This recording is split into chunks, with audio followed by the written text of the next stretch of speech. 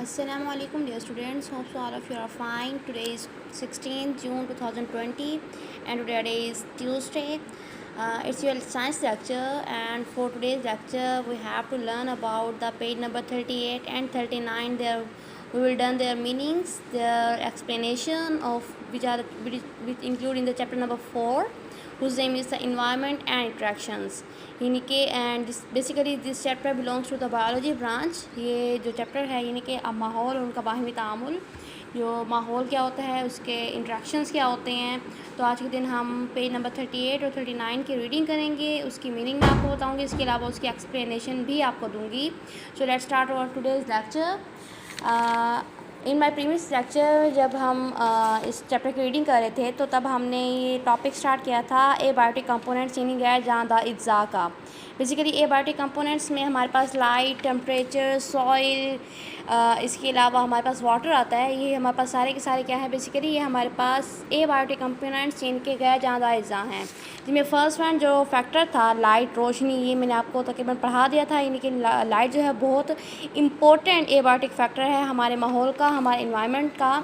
The ultimate source of light energy is the sun, कि हमारे पास जो एक अल्टीमेट सोर्स जो है, जो अल्टीमेट ज़रिया जो है रोशनी का, एनर्जी का, वो हमारे पास सन है, सूरज है। Plants in energy sunlight for photosynthesis. All animal use the food prepare by the plants. Most animals including human beings need sunlight for most of their activities। यानी कि ये जो सनलाइट है, जो सूरज की रोशनी है, जो लाइट है, plants as well as human beings के लिए भी अपनी एक्टिविटीज़ को, अपनी लाइफ की एक्टिविटीज़ को परफॉर्म करने के लिए बहुत बहुत नेसेसरी है, बहुत ज़्यादा एसेंशियल है। नेक्स्ट वन, आज का टॉपिक हमारे पास सेकंड वन जो पार्ट हमारे पास स्टार्ट होता है, सेकंड जो पॉइंट है ए बायोटिक कंपोनेंट यानी गैर जानदा अज्जा का। That one is the temperature. Take your sharpened pencils, इसके साथ साथ आप मीनिंग्स भी लिखते जाएंगे। सो टेम्परेचर, इसका मीनिंग लिखेंगे आप दर्जा हरारत। टेम्परेचर दर्जा हरारत। अब दर्जा हरारत जो है वो किस तरह से इन्फ्लुएंस कर रहा है हमारे इन्वायरमेंट को, हमारे लिए किस तरह से नेसेसरी है, एसेंशियल है हमारी लाइफ की एक्टिविटीज़ को परफॉर्म करने के लिए। तो ये हम इस पर पढ़ते हैं। The heat of sun greatly influences the temperature of a place. किसी भी जगह के टेम्परेचर को, दर्जा हरारत को, जो सन की हीट जो है वो ग्रेटली इन्फ्लुएंस करती है, यानी कि ग्रेटली उस पर बहुत ज़्यादा असरअंदाज होती है उस पर। Some places on the earth like deserts are too hot and other like glaciers are the too cold for animals and plants to survive. यानी कि इस पूरे अर्थ पर, इस ज़मीन पर बहुत सी जगह ऐसी होती हैं जो बहुत ज़्यादा हॉट होती हैं, बहुत ज़्यादा गर्म होती हैं, जैसे कि सहरा वगैरह। और कुछ जगह ऐसी होती हैं जो कि बहुत ज़्यादा कोल्ड होती हैं, जहाँ पे एनिमल्स और प्लांट्स का सर्वाइवल जो है वो तकरीबन मुश्किल हो जाता है, लाइक ग्लेशियर्स। यानी कि यहाँ पे दो बहुत डिफरेंट सिचुएशंस हैं हमारे अर्थ पे, डिफरेंट इन्वायरमेंट हैं जो कि डिफरेंट कंडीशंस कॉज कर रहे होते हैं। इसके अलावा हमारे पास there is a great difference of temperature between the day and night of a desert. यानी कि सहरा में दिन और रात के वक्त दर्जा हरारत में बहुत ज़्यादा जो है वो डिफरेंस पाया जाता है।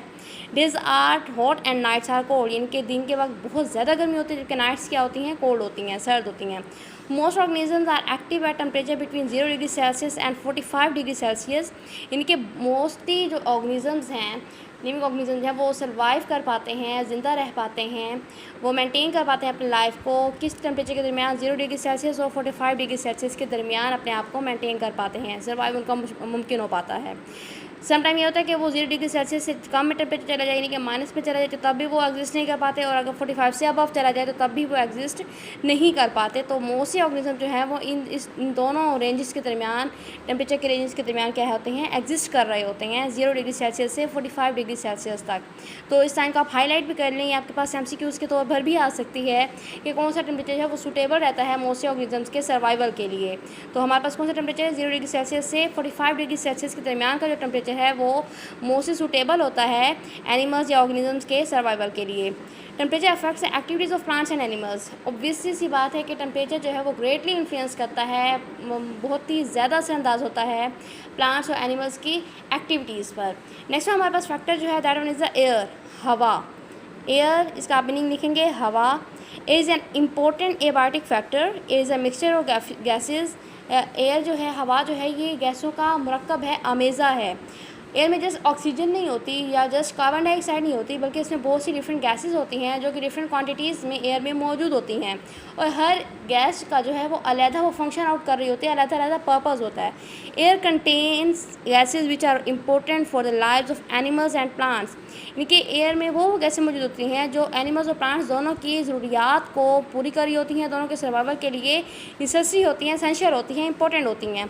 Animals and plants respire in the oxygen of air. Obviously animal और प्लांट्स जो हैं उनमें रेस्पायरेशन किसके थ्रू होगी, वो ऑक्सीजन के थ्रू ही होगी, ऑक्सीजन जो कि एयर में मौजूद होती है। वो अमल तनफ़ुस का अमल जो है ये ऑक्सीजन के थ्रू ही कर पाते हैं। Respiration is the necessary process to live. Obviously हम जानते हैं कि जब हम रेस्पायर करेंगे हमारा जो सर्वाइवल है उसी के थ्रू ही पॉसिबल हो पाएगा, मुमकिन हो पाएगा। तो ये बहुत ही नेसेसरी, बहुत ही इंपॉर्टेंट प्रोसेस है हमारी ज़िंदगी के लिए, हमारे सर्वाइवल के लिए। Plants in addition to oxygen also need carbon dioxide from air to make their food.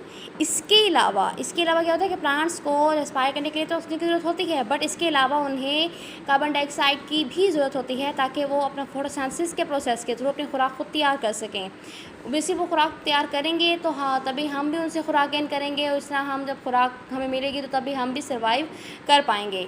तो प्लांट्स को क्या है, ऑक्सीजन के साथ साथ कार्बन डाइऑक्साइड की भी ज़रूरत होती है, और कार्बन डाइऑक्साइड वो कहाँ से गेन करते हैं, वो हवा से क्या करते हैं, गेन करते हैं, अपने एब्जॉर्ब करते हैं। और ये कार्बन डाइऑक्साइड हवा में कहाँ से आते हैं, ऑब्वियसली हम जो एनिमल्स हैं, हम रेस्पायरेशन के प्रोसेस में कार्बन डाइऑक्साइड जो है वो गैस जो है रिलीज़ आउट कर रहे होते हैं, इवॉल्व कर रहे होते हैं एटमॉस्फेयर में, हवा में, जहाँ से प्लांट्स जो है इस गैस को एब्जॉर्ब करके फोटोसिंथेसिस का फिनोमेना जो है वो कैरी आउट करते हैं। नेक्स्ट वन हमारा फैक्टर है that one is the soil. मट्टी क्या है, it's a very important factor for plant growth, it is an important factor for environment. Without soil most of the plants would not exist. और वैसी सी बात है, soil जो है मट्टी से ऐसे मोस्टली मिनरल्स जो है, नमकियात जो हैं, और वाटर जो है बेसिकली जो प्लांट्स जो हैं वो गेन कर रहे होते हैं, अब्जॉर्ब कर रहे होते हैं, जो कि प्लांट्स की ग्रोथ के लिए, उसके बढ़ने के लिए, उसके उगने के लिए बहुत बहुत इंपॉर्टेंट होता है। ओबियसली सी बात है कि मट्टी के बगैर जो है मोस्टली प्लांट्स जो हैं वो एग्जिस्ट नहीं कर पाते। Plants get water and necessary minerals from soil. Bacteria present in soil provide important compounds to the plants. Man provides fertilizers to crops through soil. Crops का मीनिंग लिखेंगे आप फसलें, फर्टिलाइजर्स का मीनिंग लिखेंगे आप खादें। क्रॉप्स फसलें, फर्टिलाइजर्स खादें। यहाँ पे आप इसका मीनिंग लिखेंगे खादें, और क्रॉप्स का मीनिंग लिखेंगे आप फसलें। कि मोस्टली जो फसलें हैं, फसलों को जो फर्टिलाइजर्स वगैरह जो दी जाती हैं, जो कि मैन प्रोवाइड करते हैं, वो भी किसके थ्रू प्रोवाइड कर रहे होते हैं, सॉइल के थ्रू।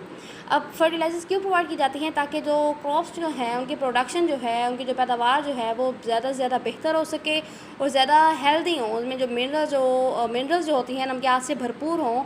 तो इस पर्पज़ के लिए जो हम जो हैं फसलों को खादें देते हैं, वो खादें हम किसके थ्रू देते हैं, हम सॉइल के थ्रू ही दे रहे होते हैं।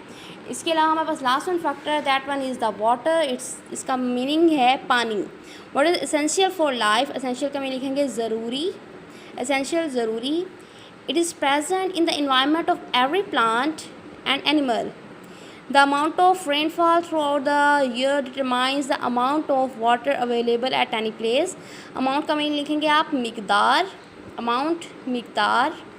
A large number of plants and animals is found in tropical rainforest. Tropical का मीनिंग लिखेंगे इस्तवाई, इस्तवाई। इसको आप आइन से नहीं लिखेंगे बल्कि अलिफ से लिखेंगे इस्तवाई।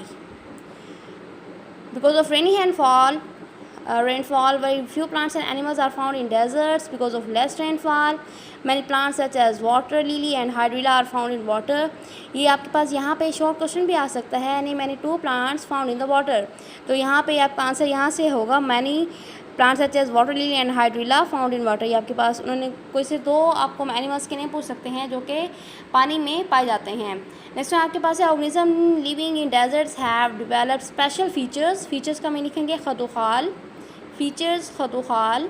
To store water in their bodies. The cactus is a desert plant. ये आपके पास very very important short MCQs भी है, और इसके अलावा आपके पास शॉर्ट क्वेश्चन भी बन सकता है, नहीं मैंने plant found in the desert, या आपके पास MCQ के तौर पर भी आ सकता है। So highlight it with the highlighter कि आप किसी ऐसे प्लांट का नाम बताएं जो डेजर्ट में पाया जाता है, तो आपके पास कौन सा प्लांट है, that one is the cactus. Its fleshy body and spines help it to store water in its body. ये आप इसका यहाँ तक करेंगे, यहाँ तक। यहाँ पर वाटर में आपको ये बताया गया है कि वाटर जो है वो बहुत ही इंपॉर्टेंट जो है एबायोटिक फैक्टर है plants as well as animals के इन्वायरमेंट के लिए। एनिमल्स और प्लांट्स दोनों के एनवायरनमेंट में पानी जो है वो बहुत ही ज़्यादा पाया जाता है। इसके अलावा उन्होंने आपको बताया कि बहुत ही ज़्यादा प्लांट्स एनिमल्स पाए जाते हैं कहाँ पर, ट्रॉपिकल रेन फॉरेस्ट में, जबकि इसके बरअक्स, इसके कंट्रास्ट में बहुत ही कम क्वांटिटी जो पाई जाती है प्लांट्स एनिमल्स की वो कहाँ पर पाई जाती है, वो आपके पास वो डेजर्ट से पाई जाती है। क्यों? इस वजह से बिकॉज ऑफ लेस रेनफॉल। जबकि ट्रॉपिकल रेन फॉरेस्ट में जो रेनफॉल का जो रेट होता है वो बहुत ज़्यादा हैवी होता है। इसके अलावा उन्होंने बताया कि जो वाटर में पाए जाते हैं जो तो प्लांट्स वो आपके पास वाटर लिली है और हाइड्रिला है। इसके अलावा कैक्टस जो है वो डेजर्टेड प्लांट है। और डेजर्ट में पाए जाने वाले प्लांट्स और एनिमल्स अपने अंदर कुछ ऐसे स्पेसिफिक फीचर्स जो है वो क्रिएट कर रहे होते हैं, कुदरत ने उनके अंदर ऐसे फीचर्स क्रिएट किए होते हैं जिसकी वजह से उनका सर्वाइवल जो है इतने टफ इन्वायरमेंट में पॉसिबल हो पाता है। यानी कि किस तरह से, जिस तरह जो ऊँट है, जिसका कैमल है, उसे सहरा का जहाज़ भी कहा जाता है, जिसमें क्वांटिटी होती है कि अपने जो स्टमक में है उसमें 7 या 8 दिन का पानी जो है वो स्टोर कर सकता है। इस तरह से वो सर्वाइव कर पाता है वहाँ पे। तो बिल्कुल इस तरह ही जो क्वालिटी है वो कैक्टस में भी होती है कि उसकी फ्लैशी बॉडी में और स्पाइंस जो हैं उसे हेल्प करते हैं पानी को स्टोर करने में अपनी बॉडी में, ताकि वो काफ़ी दिन तक अगर उसे पानी ना मिले तो वो मुरझा ना जाए या मर ना जाए या डाई ना हो जाए। तो इस वजह से ये ही करैक्टरिस्टिक्स जो ये फीचर्स होते हैं उन्हें सर्वाइव करने में हेल्प आउट कर रहे होते हैं। सो आज के दिन आप यहाँ पे आज की डेट पुट करेंगे, टुडे 16 जून 2020। इसके अलावा साथ साथ आप लर्न द CW भी लिखेंगे। होप्स स्टूडेंट्स कि आज का लेक्चर आपको समझ आ गया होगा। थैंक्स स्टूडेंट्स एंड अल्लाह हाफिज़।